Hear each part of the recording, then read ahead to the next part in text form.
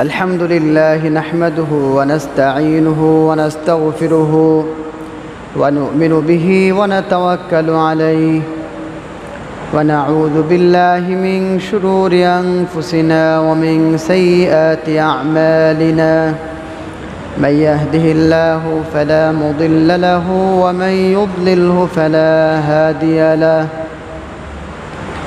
وأشهد أن لا إله إلا الله وحده لا شريك له وأشهد أن سيدنا وسندنا وحبيبنا ومولانا محمدًا عبده ورسوله الذي أرسله بالحق بشيرا ونذيرا وداعيا إلى الله بإذنه وسراجا وقمرا منيرا أما بعد فقد قال الله سبحانه وتعالى في كلامه المجيد والفرقانه الحميد أعوذ بالله من الشيطان الرجيم بسم الله الرحمن الرحيم إن الذين جاءوا بالإفك عصبة منكم لا تحسبوه شرا لكم بل هو خير لكم لكل امرئ منهم ما اكتسب من الإثم والذي تولى كبره منهم له عذاب عظيم صدق الله العظيم وصدق رسوله النبي الأمي الكريم ونحن على ذلك لمن الشاهدين والشاكرين والحمد لله رب العالمين সম্মানিত উপস্থিতি কুরআনুল কারীমের 24 নম্বর সূরা সূরাতুন নূর এর 1 থেকে 10 আয়াত আমরা ইতিপূর্বে আলোচনা করেছিলাম এবং শুনেছিলাম। আজকে আমাদের তাফসীর শুরু হবে 11 নম্বর আয়াত থেকে। সূরা নূরের 11 নম্বর আয়াতে আল্লাহ রাব্বুল আলামিন একটি বিশাল ঘটনাকে সামনে রেখে 10 নম্বর আয়াত থেকে 11 নম্বর আয়াত থেকে 10টি আয়াত নাজিল করেছেন। প্রথমেই আমরা এই 11 নম্বর আয়াত এবং পরবর্তী আয়াতগুলোর বিষয়বস্তু নিয়ে আলোচনা করব। তার আগে আমরা এই 11 নম্বর আয়াতের তরজমা করছি। মহান রব্বুল আলামিন ইরশাদ করছেন, ইন্নাল্লাযীনা জাউ বিল ইফকি উসবাতুম মিনকুম, নিশ্চয় যারা এই অপবাদ রচনা করেছে তারা তো তোমাদেরই একটি দল। লা তাহসাবুহু শাররাল লাকুম, তোমরা এই অপবাদ রচনার ঘটনাটাকে তোমাদের জন্য খারাপ মনে করো না। বাল হুয়া খায়রুল লাকুম, বরং তোমাদের জন্য এই কুৎসা রটনা করার বিষয়টা তোমাদের জন্য উত্তম। লিকুল্লি ইমরিইম মিনহুম মাকতাসাবা মিনাল ইসম, আর প্রত্যেকটা ব্যক্তি তাদের মধ্য থেকে তারা যা করেছে সেই পরিমাণ গুনাহ তাদের মাথায় বর্তাবে।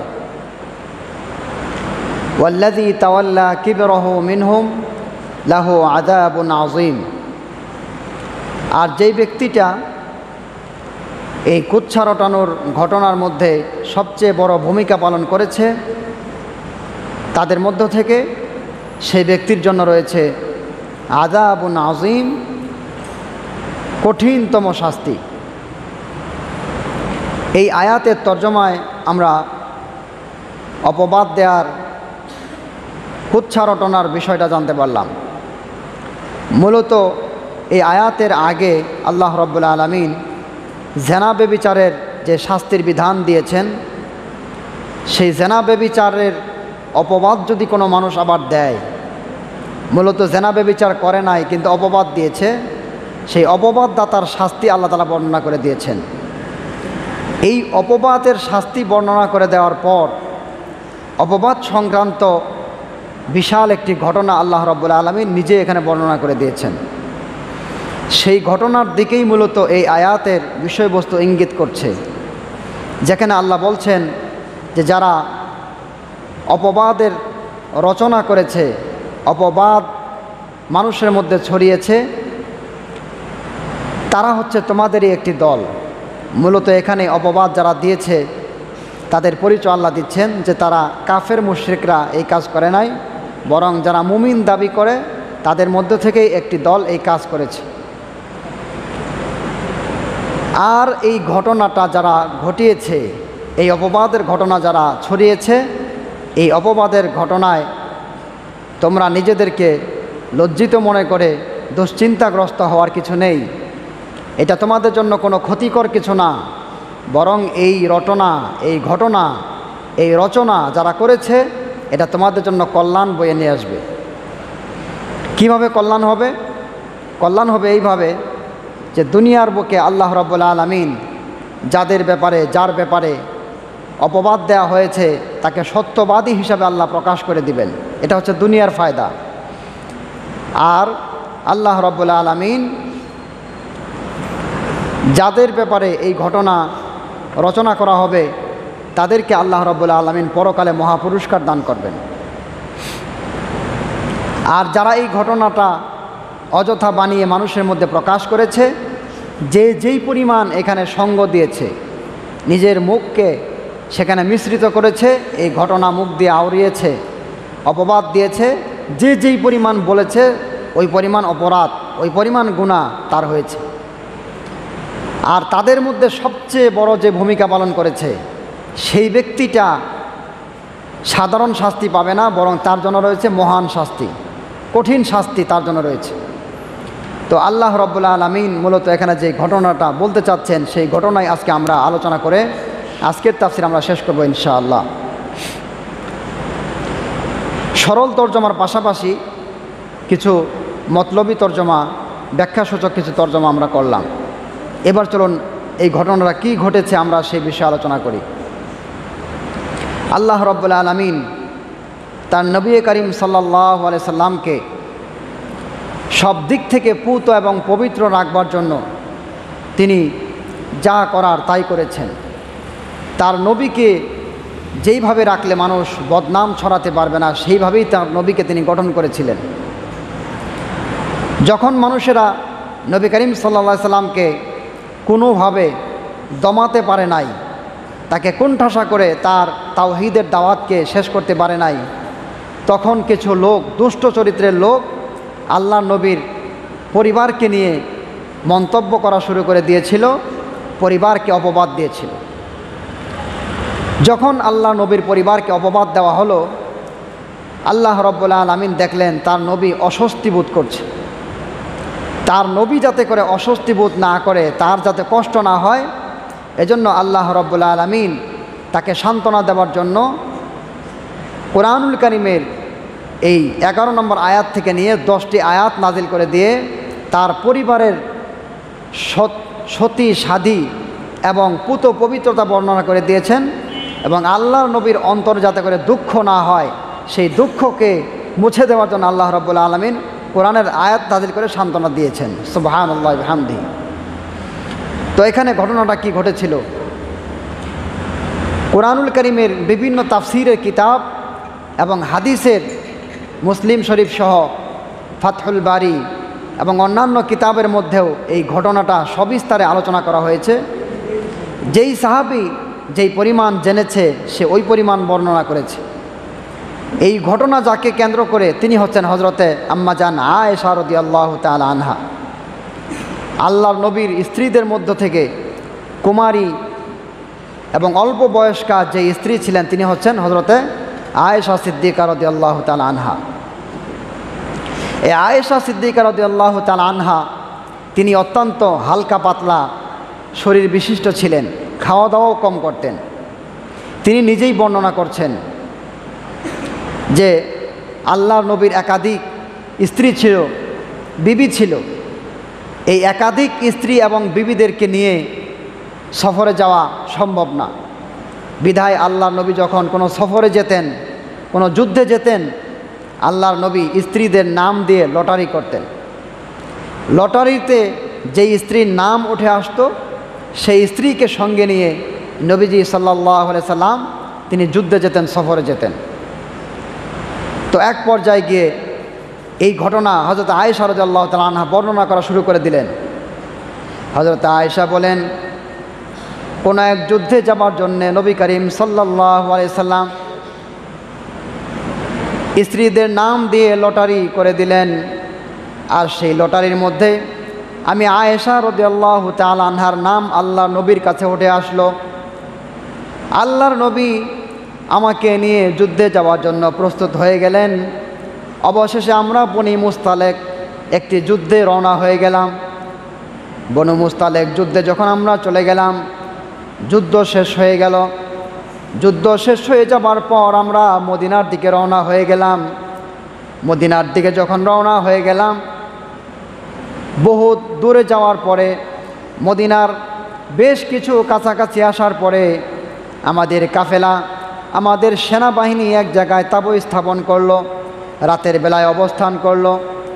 আর রাতের বেলায় অবস্থান করার পরে যখন রাত শেষ হয়ে গেল, রাতের শেষের দিকে একজন ঘোষণাকারী সৈনিক যোদ্ধা সাহাবী ঘোষণা করে দিল, কিছুক্ষণের মধ্যেই এই জায়গা থেকে আমরা মদিনার উদ্দেশ্যে রওনা হয়ে যাব, আমাদের সকলের বাড়ির দিকে ফিরে যাব।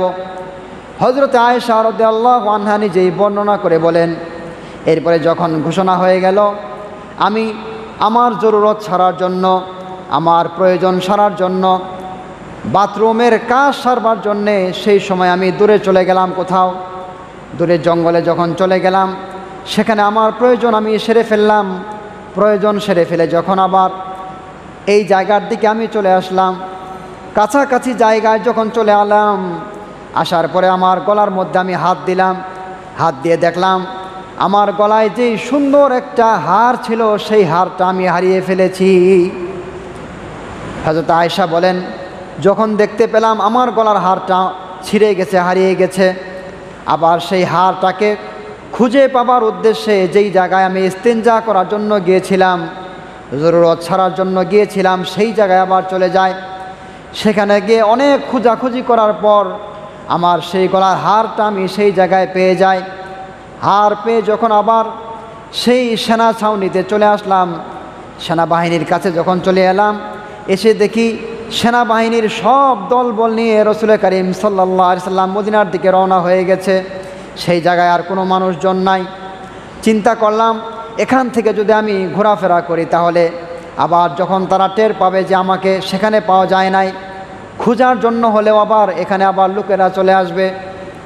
এই জন্য আমি কি করলাম, সেখানে ঘোরাফেরা না করে সেখান থেকে দূরে সরে না গিয়ে আমার জায়গা যেখানে আমি বসে থাকতাম সেই জায়গায় বসে গেলাম। কিন্তু রাত যেহেতু শেষের পর্যায়ে ছিল, এই কারণে আমার চোখের মধ্যে আবার ঘুম চলে আসলো। ঘুম চলে আসার পর আমি ঘুমিয়ে গেলাম। রাত শেষ হয়ে যাচ্ছে। অপরদিকে কাফেলা বাহিনী, সৈন্যবাহিনী সেই জায়গা থেকে মদিনার দিকে রওনা হয়ে গেছে। সাহাবীদের মধ্যে হযরতে সাফওয়ান ইবনে মুআত্তাল রাদিয়াল্লাহু তাআলা আনহু, তার অভ্যাস ছিল তিনি রাতের শেষের বেলায় সফর করতেন। যেহেতু সবাই চলে গেছে, রাতের শেষের বেলায় হযরতে সাফওয়ান ইবনে মুআত্তাল রাদিয়াল্লাহু তাআলা আনহু সফর শুরু করে দিলেন। সেই মদিনার দিকে চলে যাবেন, কাফেলার সঙ্গে যুক্ত হয়ে যাবেন। যখন তিনি চলে যাচ্ছেন, হঠাৎ দেখতে পেলেন যে একজন লোক বসা আছে। যেই সময় এই ঘটনা ঘটেছে সেই সময় আল্লাহ রব্বুল আলামিন পর্দার বিধানকে ফরজ করে দিয়েছেন, পর্দা নাজিল হয়ে গেছে। ওই সময় অন্য মহিলাকে দেখা করা জায়েজ নাই, পর্দার বিধান নাজিল হয়ে গেছে। সাফওয়ান ইবনে মুআত্তাল রাদিয়াল্লাহু তাআলা আনহু, যিনি রাতের শেষের বেলায় সফর করা শুরু করলেন, তিনি হযরতে আয়েশা রাদিয়াল্লাহু তাআলা আনহাকে পর্দার বিধান ফরজ হওয়ার আগেই দেখেছিলেন। পর্দার বিধান ফরজ হওয়ার আগে যেহেতু হযরতে আম্মা জান আয়েশাকে তিনি দেখেছিলেন, এই জন্য পর্দার বিধান নাজিল হওয়ার পরে যখন এই অবস্থা ঘটনা ঘটল, সব সাহাবীরা চলে গেছে। নিয়ম ছিল উটের পিঠের উপরে একটা হাওদা বসানো হতো, একটা সিট বসানো হতো। সেই সিটের মধ্যে হযরতে আয়েশা রাদিয়াল্লাহু আনহা উঠে বসতেন, আর কিছু সাহাবী সেখানে নিযুক্ত থাকতো, তারা সেই হাওদাকে উঠিয়ে উটের উপরে বসায় দিত। উটের উপরে বসায় দেওয়ার পর সেখান থেকে হযরতে আয়েশাকে নিয়ে উট সফর করা শুরু করে দিত। কিন্তু তিনি বলেন, আমি যেহেতু হ্যাংলা পাতলা ছিলাম, আমার ওজন একেবারেই কম ছিল। যেই হাওদার বহন করার সাহাবা নিযুক্ত ছিল, তারা যখন হাওদা ধরেছে তারা টের পায় নাই আমি সেখানে বসা আছি কি বসা নাই। এই জন্য তারা ভুলে আমার উটের ওপরে যেই হাওদা বসানো হয় সেই হাওদা তুলে নিয়ে তারা চলে গেছে। কিন্তু আমি ওই জায়গার মধ্যে চুপ করে বসে থাকলাম। হযরতে সাফওয়ান ইবনে মুআত্তাল রাদিয়াল্লাহু আনহু, যিনি পরবর্তীতে সফর করার অভ্যাস ছিল, তিনি যখন চলে আসলেন, এসে দেখতে পেলেন আমি আয়েশা রাদিয়াল্লাহু আনহা সেই জায়গায় বসা আছি। যেহেতু পর্দা নাজিলের আগে তিনি আমাকে দেখেছেন, আমাকে অবশ্যই চিনতেন। এই জন্য পর্দা নাজিল হওয়ার পরেও হঠাৎ করে যখন আমি সামনে পড়ে গিয়েছি, তিনি আমাকে দেখে চিনে ফেলেছেন। আর তিনি আমার কাছে চলে আসলেন। আসার পরে বললেন, ইন্না লিল্লাহি ওয়া ইন্না ইলাইহি রাজিউন, মানে দুঃসংবাদের যেই দোয়া, সেই দোয়া তিনি পড়লেন। কারণ তিনি বুঝতে পারলেন যে সেনাবাহিনীর দল মদিনায় চলে গেছে। হযরত আয়েশা সিদ্দিকা রাদিয়াল্লাহু আনহা তিনি পিছিয়ে পড়ে গেছেন, তিনি যেতে পারেন নাই। পর্দা নাজিলের আগে যেহেতু তিনি আয়েশাকে দেখেছিলেন, এজন্য তিনি হঠাৎ করে দেখেই তিনি এক নজর দেখে চিনে ফেলেছেন যে এটা আয়েশা ছাড়া অন্য কোনো মহিলা না। হযরতে সাফওয়ান তার দিকে আর তাকান নাই। যখন ইন্না লিল্লাহ এই আওয়াজ তিনি দিলেন, ইন্না লিল্লাহর আওয়াজ আম্মা জান আয়েশা রাদিয়াল্লাহু আনহার কানের মধ্যে পৌঁছে গেল। আম্মা জান আয়েশা রাদিয়াল্লাহু আনহা সাফওয়ান ইবনে মুআত্তাল রাদিয়াল্লাহু আনহুর সঙ্গে দোসরা কোনো কথাবার্তা বলেন নাই। সুবহানাল্লাহি বিহামদিহি, অন্য কোনো কথা বলেন নাই। তার ইন্না লিল্লাহর আওয়াজে তার ঘুম ভেঙে যায়। ঘুম ভাঙার সঙ্গে সঙ্গে তার চাদর তিনি তার মুখের উপরে টেনে নেন। জিলবাব যেটাকে বলা হয়, ইউদনিনা আলাইহিন্না মিন জালাবিবিহিন্না, কোরআনুল কারীমে আল্লাহ বলেছেন পর্দার আয়াতের মধ্যে যে মহিলারা যেন তাদের উপরি ভাগ থেকে জিলবাব পর্দাকে ঝুলিয়ে দেয় তাদের চেহারার উপর দিয়ে। এখন আমরা করি কি, আমাদের যেই এখন খিমার বের হয়েছে, উপর দিক থেকে ঝুলানোর কোনো সিস্টেম নাই।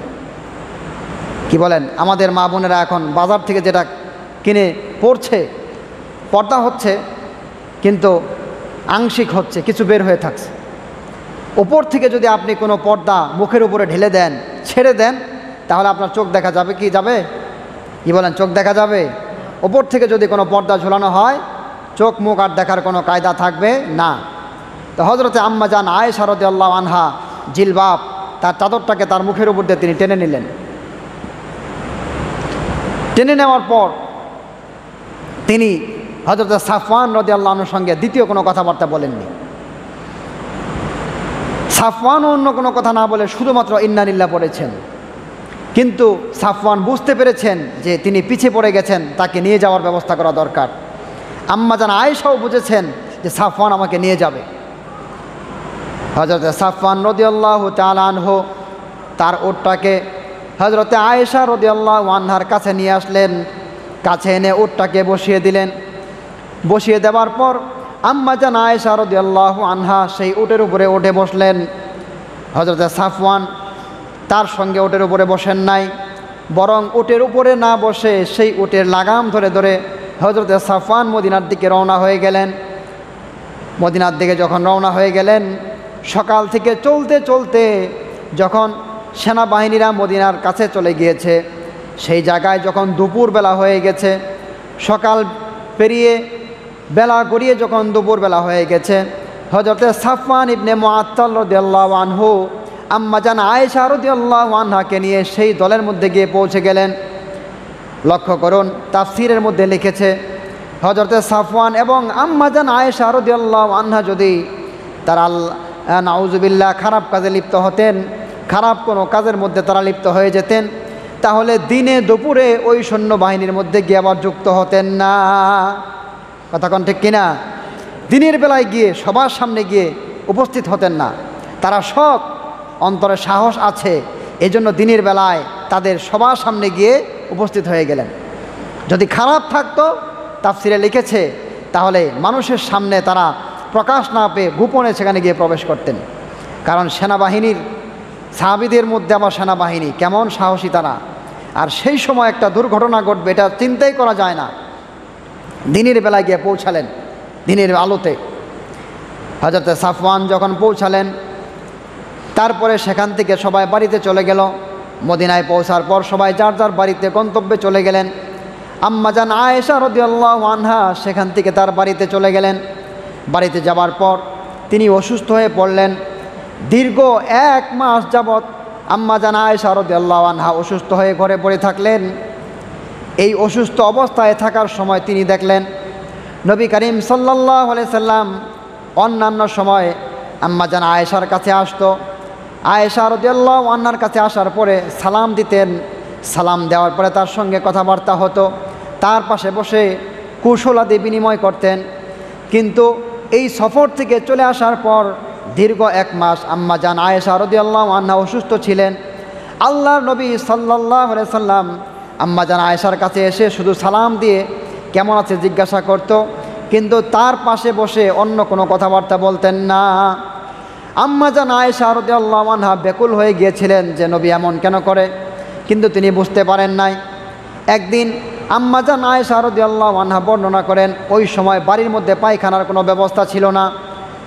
নিজের জরুরত ছাড়ার জন্য বাড়ির মধ্যে কোনো ব্যবস্থা থাকতো না।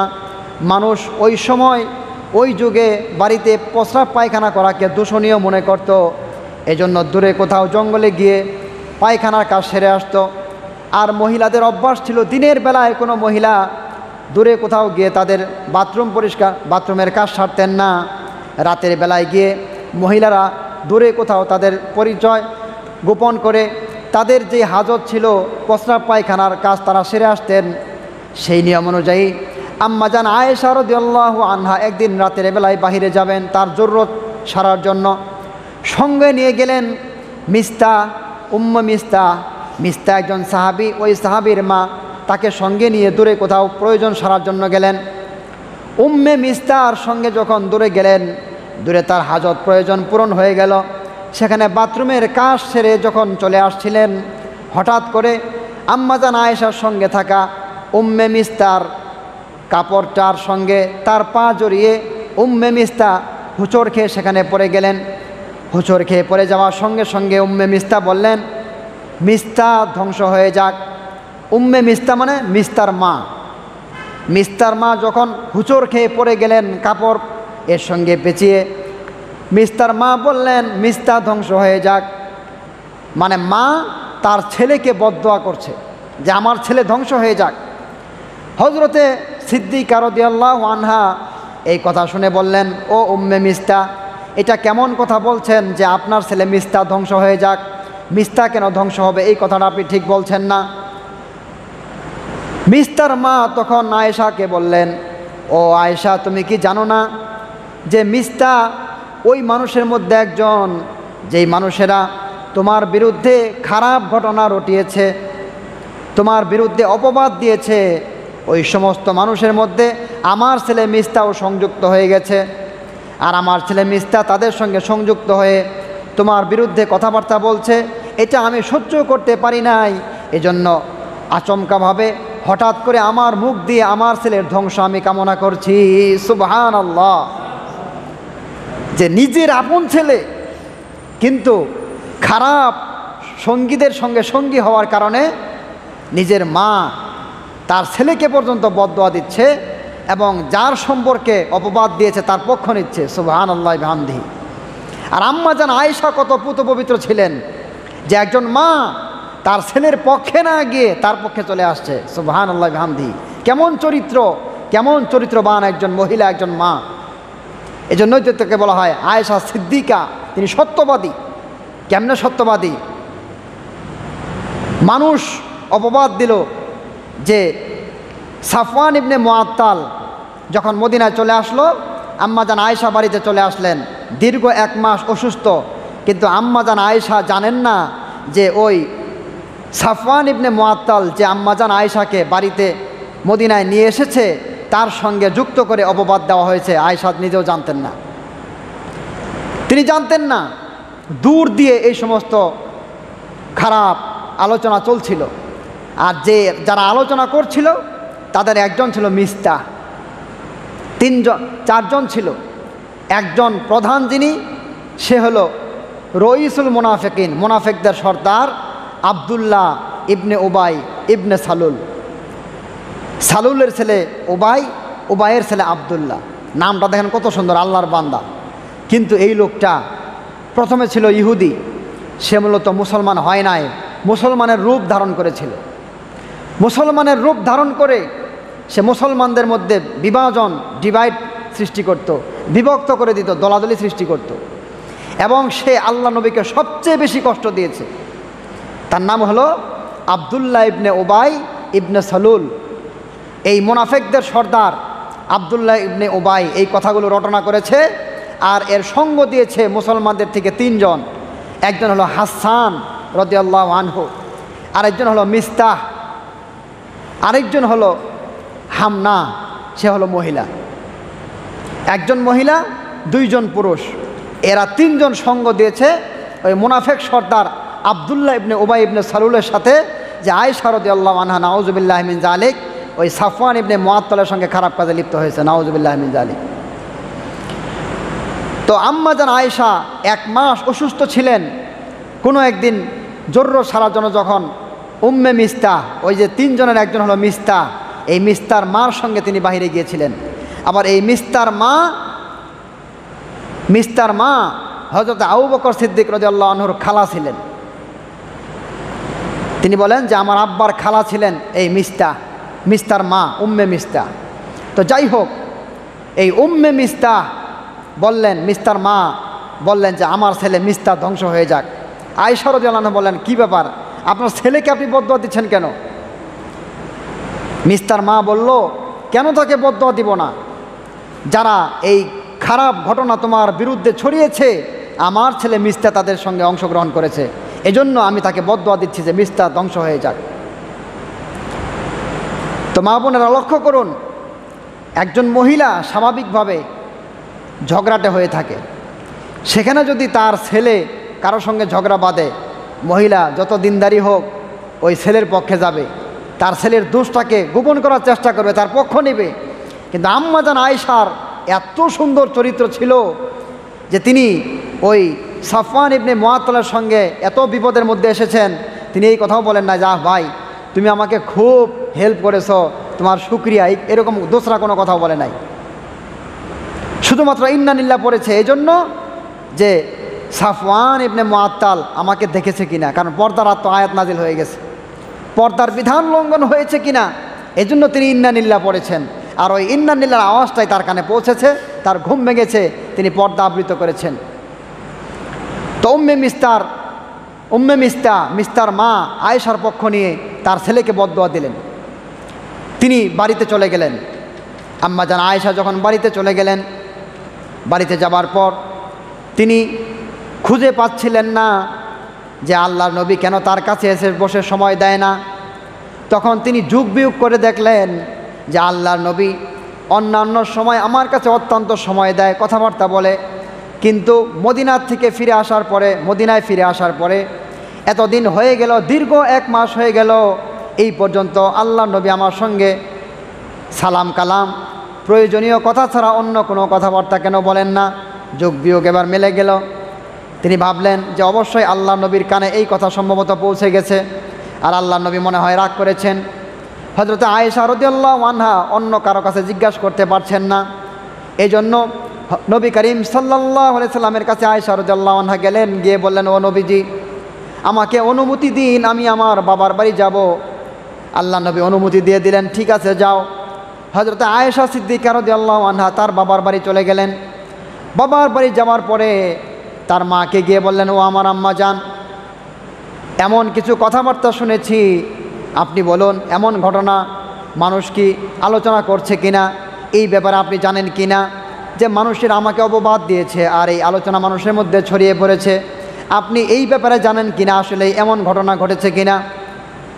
হযরত আয়েশা সিদ্দিকার মা আবু বকর সিদ্দিকের স্ত্রী হযরত আয়েশা সিদ্দিকার মা বললেন, ও আমার মা, একজন মানুষের যদি একাধিক বিবি থাকে, একাধিক স্ত্রী থাকে, তাহলে ওই স্ত্রীরা স্বাভাবিকভাবে যদি কোনো স্ত্রীর দিকে তার স্বামী ভালো ব্যবহার করে থাকে, তাহলে ওই স্ত্রীর জন্য অন্যান্যরা শত্রু হয়ে যায়, তাকে দেখতে পায় না, এমন ঘটনা হয়েই থাকে। অতএব তুমি চুপ করে থাকো, এমন ঘটনা ঘটতেই পারে। তার মানে আয়েশা বুঝে নিলেন যে অবশ্যই তাহলে আমার বিরুদ্ধে অপবাদের ঘটনা মানুষের মধ্যে রটতেছে, তিনি বুঝে ফেললেন। এরপরে আম্মা জান আয়েশা রাদিয়াল্লাহু তাআলা আনহা তিনি অত্যন্ত কান্নাকাটি করা শুরু করে দিলেন যে কি ব্যাপার, এমন ঘটনা কিভাবে ঘটে গেল, মানুষের মধ্যে মুখ কিভাবে দেখাবো, অথচ এমন কাজ আমি কোনো দিন করি নাই, এটা কোনো দিন সম্ভব না। তিনি যখন নিশ্চিত হয়ে গেলেন যে মানুষের মধ্যে এমন আলোচনা চলছে, তিনি অত্যন্ত ভারাক্রান্ত হৃদয় নিয়ে কান্নাকাটি শুরু করে দিলেন। ওই দিন যেদিন বাপের বাড়ি গেলেন, সারা রাত তিনি বলেন, বর্ণনা করেন, আমি শুধুমাত্র কান্নার উপরে ছিলাম, একটা মুহূর্ত আমার চোখ থেকে কান্নার রোনাজারি বন্ধ হয় নাই। কারণ একজন সৎ মহিলা কোনো দিন তার চরিত্র নিয়ে কথা শুনলে বরদাস্ত করে না। সারা রাত কেটে গেল শুধুমাত্র কান্নাকাটি, আম্মা জান আয়েশা কান্নাকাটি করছেন, যা এটা কিভাবে সম্ভব। রাত কেটে গেল, পরের দিন হয়ে গেল। নবী করিম সাল্লাল্লাহু আলাইহি সাল্লাম তখন সাহাবীদেরকে ডাক দিলেন, ডাক দিয়ে মিম্বারে দাঁড়িয়ে গেলেন, মসজিদের মিম্বারে দাঁড়িয়ে আল্লাহ নবী মানুষকে ডাক দিয়ে বললেন, ও আমার সাহাবীরা, একজন ব্যক্তি আছে যে আমাকে বারবার কষ্ট দিচ্ছে, কে আছো এখান থেকে আমাকে রক্ষা করতে পারবে? কে আছো এই ব্যক্তির থেকে আমাকে রক্ষা করতে পারবে? আল্লাহ নবী তখন ওই রঈসুল মুনাফিকিন, মুনাফিকদের যে সর্দার ছিল আব্দুল্লাহ ইবনে উবাই ইবনে সলুল, ওর নামটাকে ঘোষণা করে দিলেন। আব্দুল্লাহ ইবনে উবাই এর নাম যখন ঘোষণা হয়ে গেল, সাহাবীরা আল্লাহ নবীর সামনে বসা ছিলেন। আল্লাহ নবীর সাহাবীদের মধ্য থেকে হযরতে সাদ ইবনে মুআজ রাদিয়াল্লাহু তাআলা আনহু, তিনি আউস গোত্রের লোক ছিলেন। আর আগের দিনে আরবদের মধ্যে দুইটা বংশ ছিল, আউস এবং খাজরাজ। জাহিলি যুগে আউস এবং খাজরাজের মধ্যে যুগ যুগ ধরে যুদ্ধ চলে আসছিল।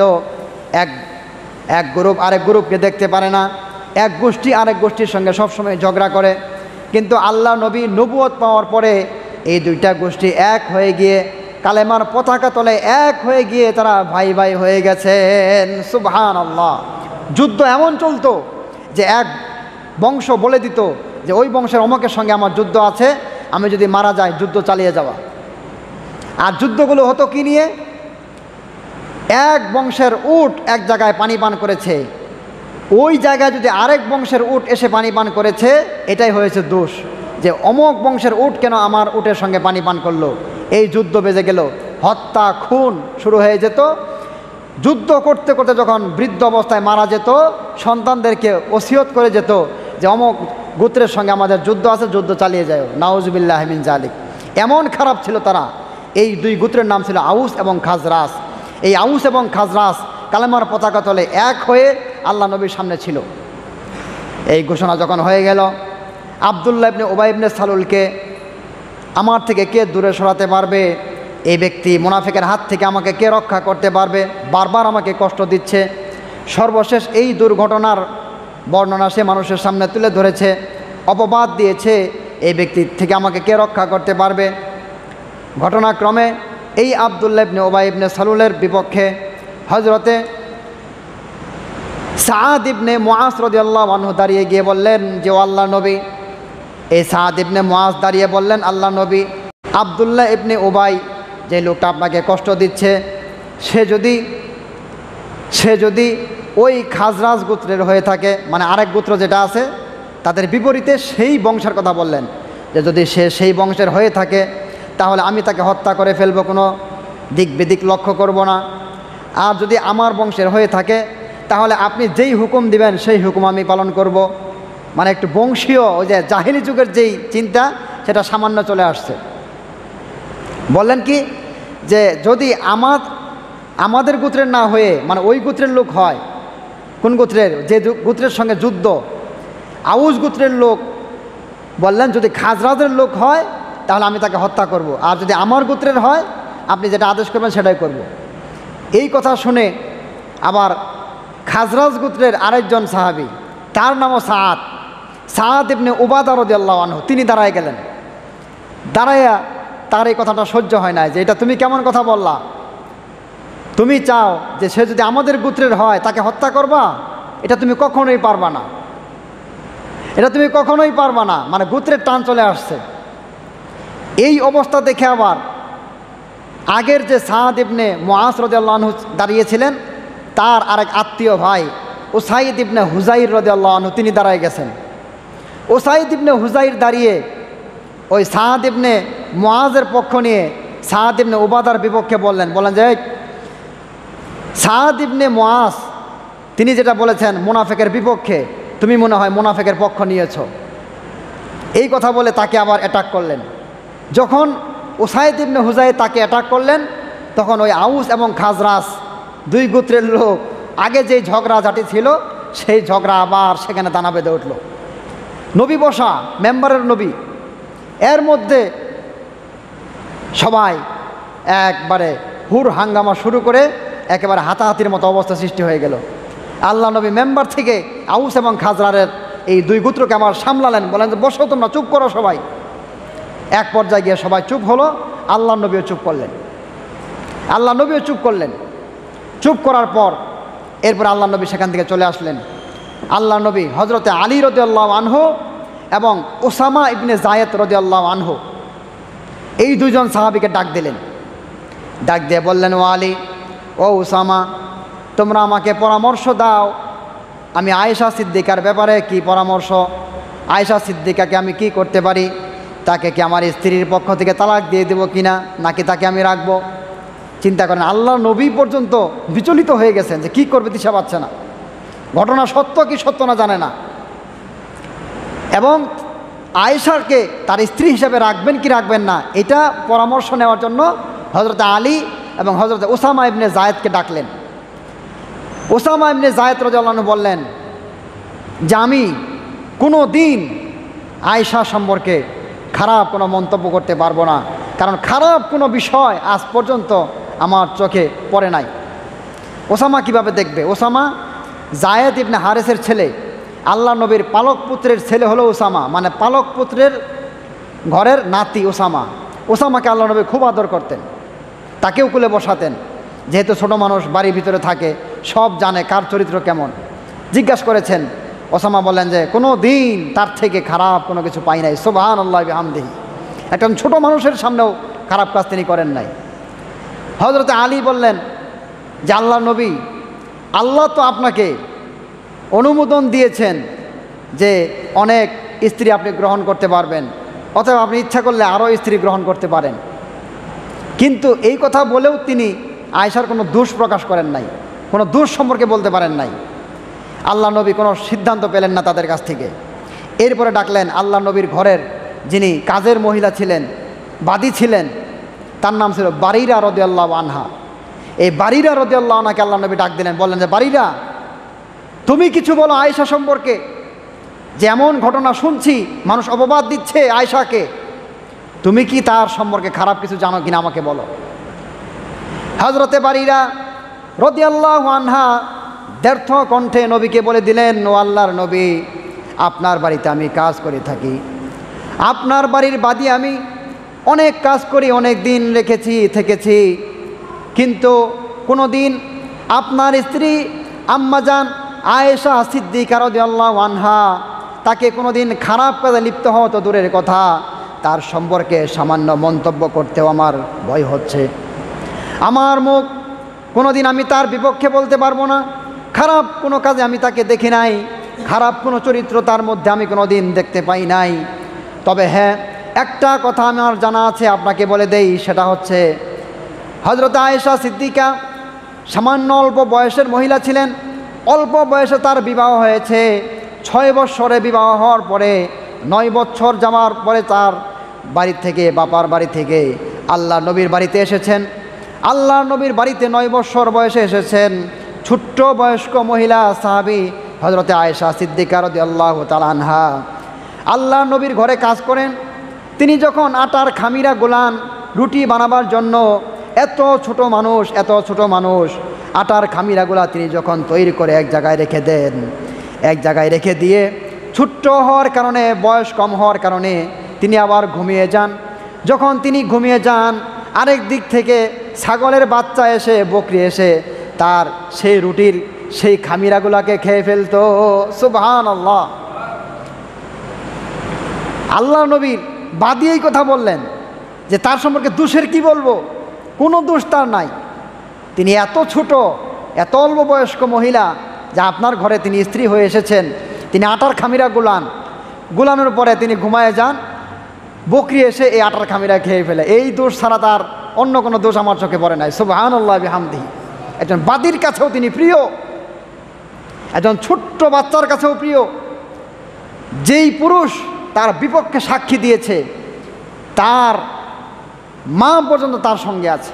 কেমন একজন মহিলা সাক্ষী দিচ্ছে তার পক্ষে সবাই। এরপরে আল্লাহ নবী আসলেন। আল্লাহ নবী যখন সামনে আসলেন, আল্লাহ নবী এসে বললেন, ও আয়েশা, যদি ঘটনা এমন ঘটে থাকে যেটা মানুষের মুখে রচনা হয়েছে, অপবাদের কথা মানুষ যেটা বলছে, যদি তুমি সত্যি এই কাজে লিপ্ত হয়ে থাকো, তাহলে তোমাকে আমি বলছি, ও আয়েশা, তুমি আল্লাহর কাছে তওবা করো।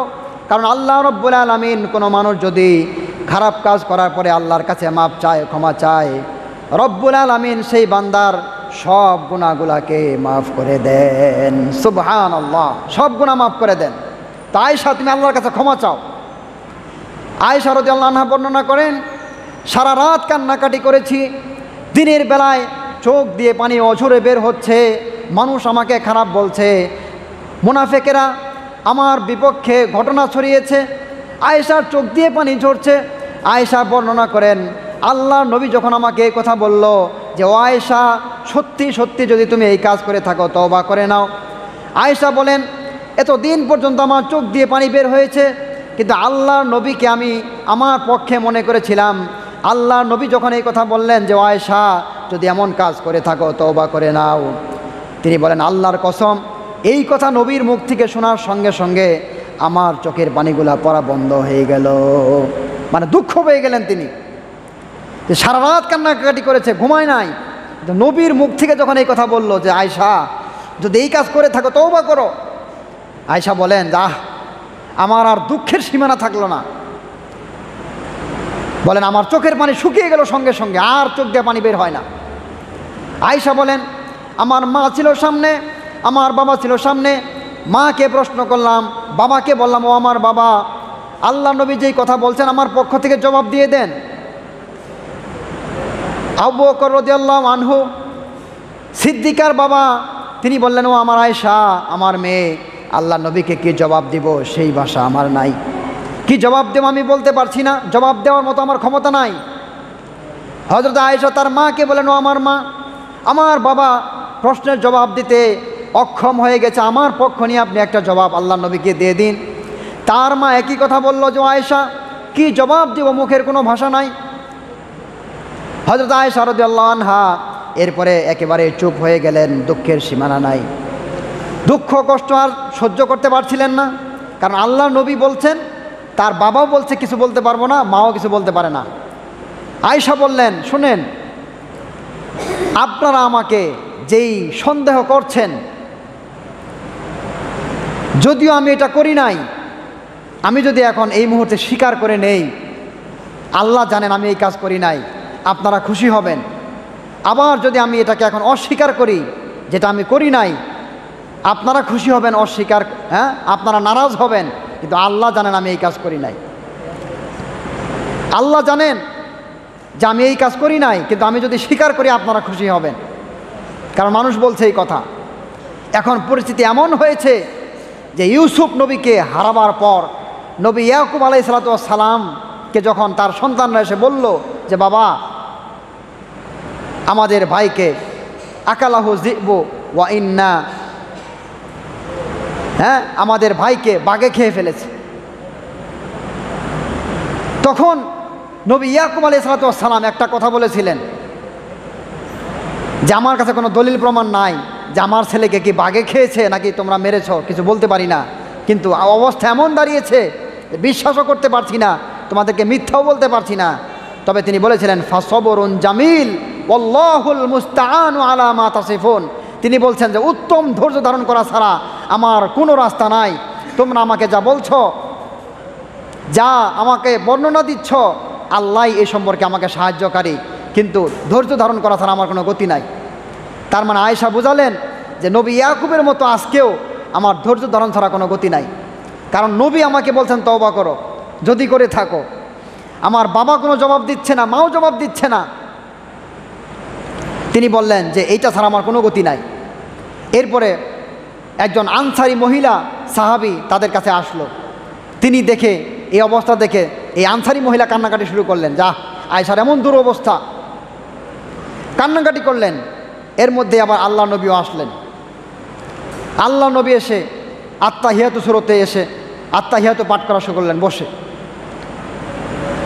আর এই যে আজকে বসেছেন, এর আগে ওই 1 মাসের মধ্যে আয়েশা বলেন যে দীর্ঘ 1 মাস আল্লাহ নবী আমার কাছে কোনোদিন বসেন নাই। দীর্ঘ 1 মাস তার স্বামী তার কাছে বসে নাই। তার অবস্থাটা কেমন? আল্লাহ নবী বসা আত্তাহিয়াতু পাঠ করছেন।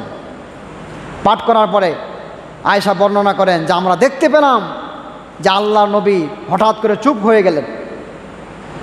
নবী চুপ। নবীর ললাট থেকে, গলা থেকে, ঘাট থেকে ঘাম ঝরা শুরু হয়ে গেল। নবীর শরীর থেকে যখন ঘাম ঝরতো, মুক্তার দানা উপর থেকে এক একটা তসবির দানা থেকে ছিঁড়ে পড়লে যেমন চকচক ঝকঝক করতে থাকে, আল্লাহ নবীর ঘামগুলো আমরা এইভাবে দেখতে পাচ্ছিলাম। সুবহানাল্লাহি ওয়া বিহামদিহি। ঘাম ঝরাচ্ছিল আল্লাহ নবীর গলার থেকে। বুঝতে পারলাম ওহী যখন নাজিল হয় আল্লাহ নবীর উপর, অত্যন্ত কঠিন শীতের দিনে আল্লাহ নবীর কাছে যখন ওহী নাজিল হতো, অবতীর্ণ হতো, আল্লাহ নবী ঘেমে যেতেন। ওহী বরদাস্ত করার জন্য ক্ষমতা হারায় ফেলতেন, এমন অবস্থা হয়ে যেত। ওহী সহ্য করা অত্যন্ত কঠিন। তিনি ভারী হয়ে যেতেন, চুপ হয়ে যেতেন। আর কঠিন শীতের মধ্যেও তার শরীর থেকে রক্ত পরিবর্তে তার ঘাম ঝরা শুরু হয়ে যেত। আমরা লক্ষ্য করলাম আল্লাহ নবীর কাছে মনে হয় ওহী নাজিল হচ্ছে। কিছুক্ষণ এমন হওয়ার পরে আল্লাহ নবী খুশি হয়ে গেলেন। খুশি হয়ে আমার দিকে চলে আসলেন, এসে বলেন, ও আয়েশা, সুসংবাদ গ্রহণ করো, সুসংবাদ গ্রহণ করো। আমি বললাম, কিসের সুসংবাদ? আল্লাহ নবী বলেন, ও আয়েশা, ও আয়েশা, সুসংবাদ গ্রহণ করো। আল্লাহ রব্বুল আলামিন সে আরশে আজিম থেকে তোমার পবিত্রতা বর্ণনা করার জন্য 10টা আয়াত নাজিল করে দিয়েছেন। সুবহানাল্লাহ, 10টা আয়াত নাজিল হয়ে গেছে। আল্লাহ নবীর ঘাম ঝরা বন্ধ হয়ে গেছে। বলল, আয়েশা, তুমি সুসংবাদ গ্রহণ করো। আয়েশা তো অবাক। আয়েশা বললেন, বর্ণনা করেছেন তাফসিরে, হাদিসে, যে আমি ইতিপূর্বে নিজেকে খুবই ছোট মনে করতাম।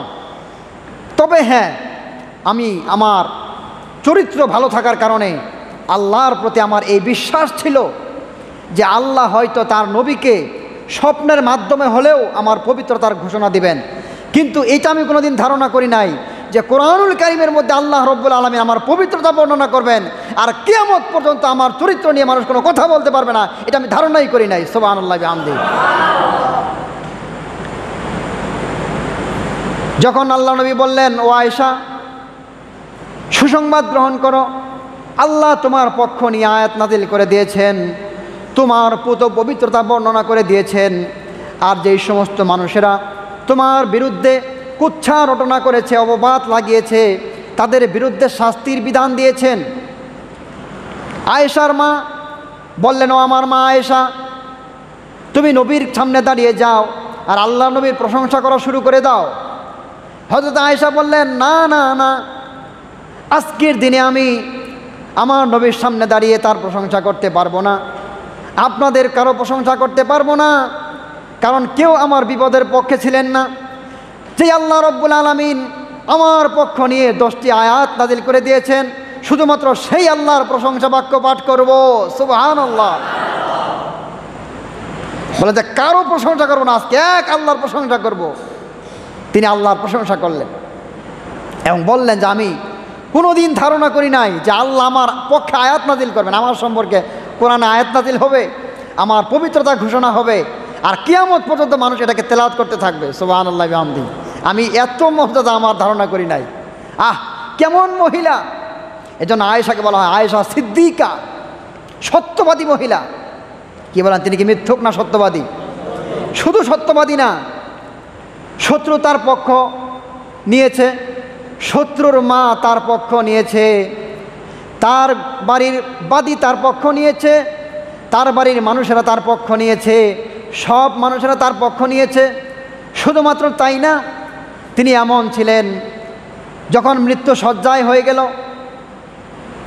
যারা তাফসির করেছে কোরআনুল কারীমের সাহাবীদের মধ্যে সবচেয়ে যিনি তাফসির বেশি বুঝেছেন তার নাম হলো আব্দুল্লাহ ইবনে আব্বাস রাদিয়াল্লাহু আনহু। সুবহানাল্লাহ বলেন।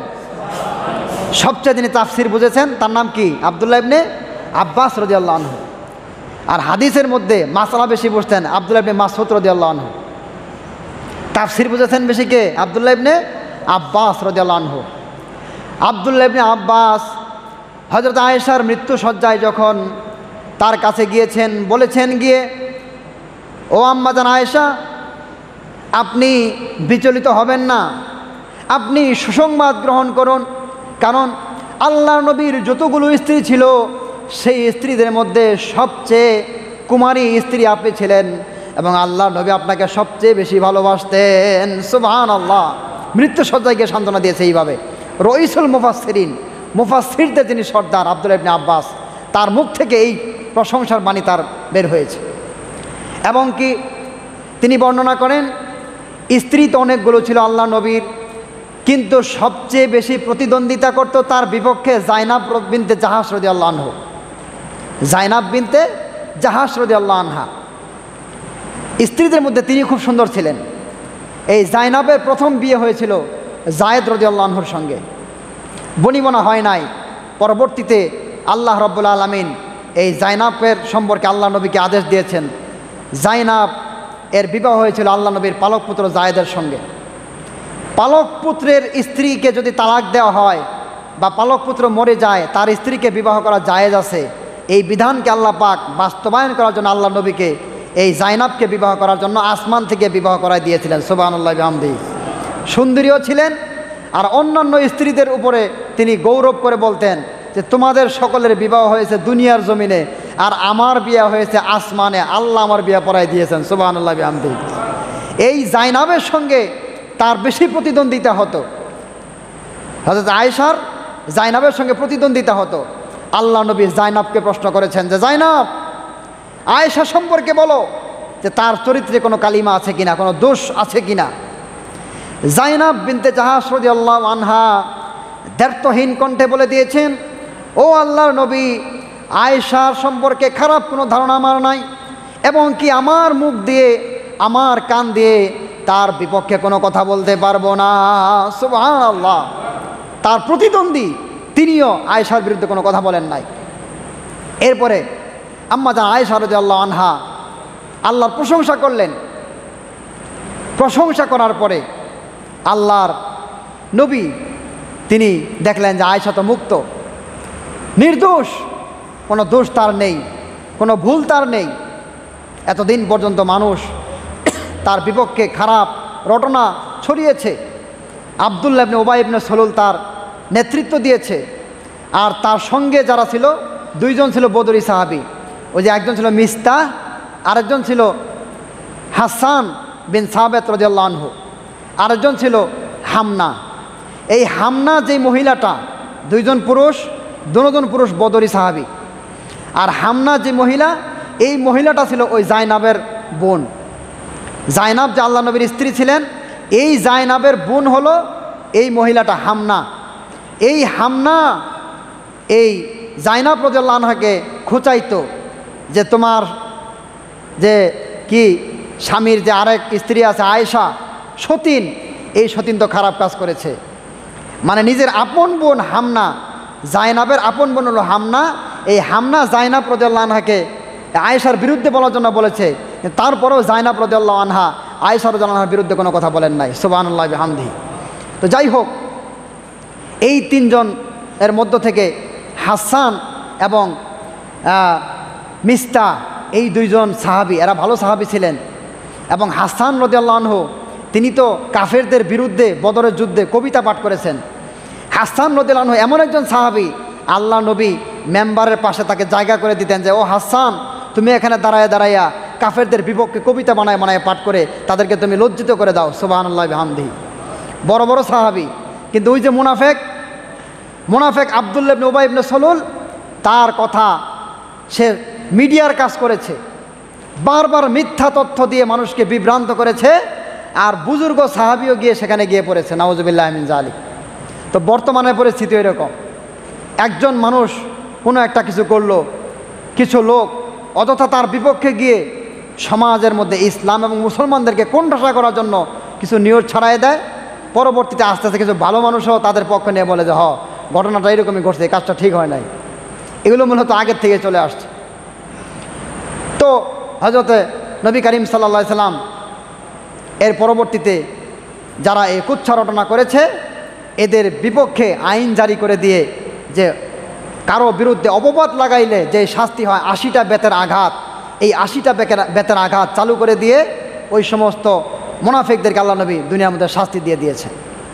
তো আল্লাহ রাব্বুল আলামিন এই সূরার 11 নম্বর আয়াতে এই ঘটনাটাই বলে দিয়েছেন, ইন্নাল্লাযীনা জাউ বিল ইফকি উসবাতুম মিনকুম, যারা অপবাদ রটিয়েছে তারা তোমাদেরই মধ্য থেকে, অপবাদ রটিয়েছে তোমাদের মধ্য থেকে মানে যদিও একজন মুনাফিক কিন্তু মুসলমানদের থেকেও তো কিছু অংশগ্রহণ করেছে। এজন্য আল্লাহ বলেছেন যে ছোট্ট একটা দল তোমাদের থেকেও আছে, মানে এরাও গিয়ে বিভ্রান্ত হয়েছে মুনাফিকদের সঙ্গে।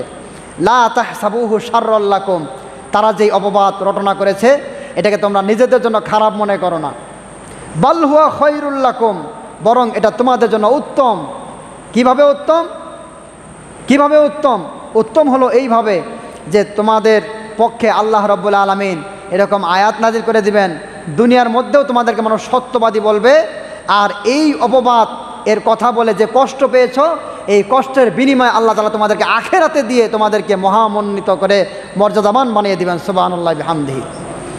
লিকুল্লি ইমরিইম মিনহুম মাকতাসাবা মিনাল ইসম, আর যারা এই ঘটনা ঘটিয়েছে যে যেই পরিমাণ অপরাধ করেছে তার গুনাহটাও ওই পরিমাণ হয়েছে।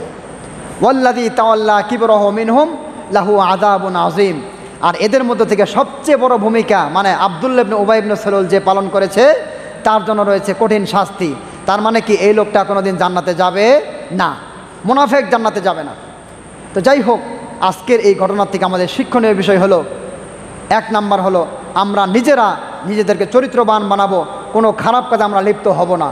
2 নাম্বার কাজ হলো আমরা কারো বিরুদ্ধে গিয়ে অপবাদ কারো বিরুদ্ধে আমরা লাগাবো না। যদি আমরা অপবাদ লাগাই দুনিয়ার মধ্যেই এই শাস্তি হবে, আর আখেরাতের মধ্যে তো জাহান্নাম ছাড়া কোনো গতি থাকবে না। এজন্য মা বোনেরা যারা আসছি আমরা, আমাদের পুরুষদের মধ্যেও এমন দোষ আমরা চর্চা করি, মহিলাদের মধ্যে এই দোষগুলো বেশি চর্চা হয়। বিশেষ করে ছেলের বউরা তার শাশুড়িদের সম্পর্কে বা স্বামীর বোনদের সম্পর্কে উল্টাপাল্টা কথাবার্তা বলে, অথবা শাশুড়িরা যাতে করে তার ছেলের বউ এই বাড়িতে ভাত খাইতে না পারে তার বিরুদ্ধে যা বলার তাই বলা শুরু করে দেয়। সাবধান হতে হবে এই তাফসীর থেকে আমাদের, যে খারাপ কথাবার্তা কারো বিপক্ষে বলা যাবে না। যদি বলি সব কিছু শোনেন কে? আল্লাহ। যে নির্দোষ, যে কোনোভাবে আল্লাহ তার নির্দোষ প্রমাণ করে দিবেন, আর আমি দোষী হয়ে যাব আল্লাহর কাছে। আল্লাহ রাব্বুল আলামিন আমাদের সকলকে উক্ত তাফসীর থেকে যে সমস্ত খারাপ কাজের আলোচনা হয়েছে সেগুলোর থেকে বেঁচে থাকার, যেই ভালো গুণের আলোচনা হয়েছে সেই গুণ অর্জন করার তৌফিক দেন। সকলেই বলি আমিন। ওয়া আখিরু দাওয়ানা আনিল হামদুলিল্লাহি রাব্বিল আলামিন।